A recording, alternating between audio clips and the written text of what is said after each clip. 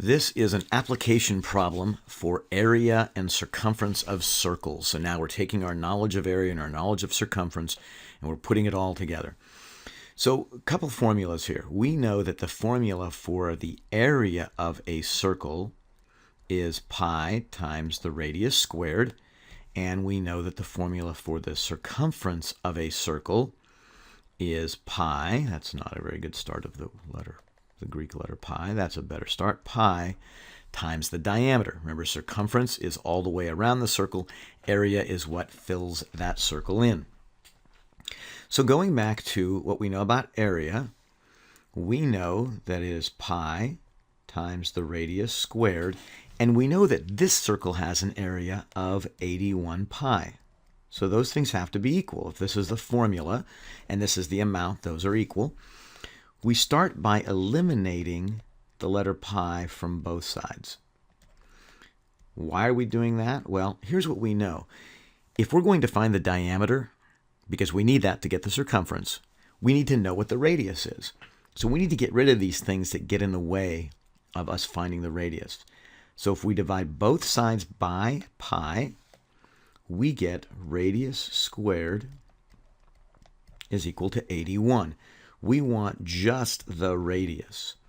So our question is, what times itself equals 81? Because that's what squared means. So what times itself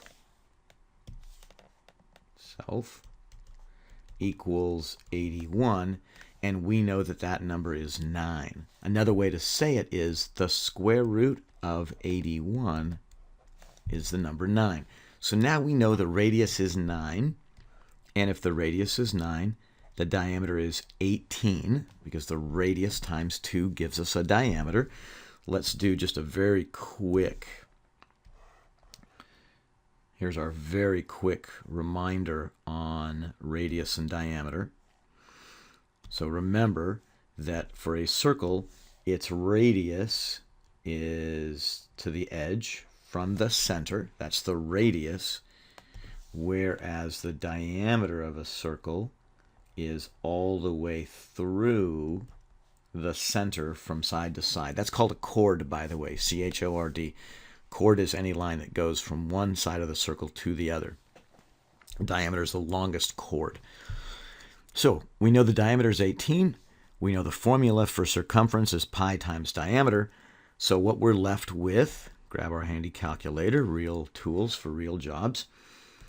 What we're left with is pi times 18.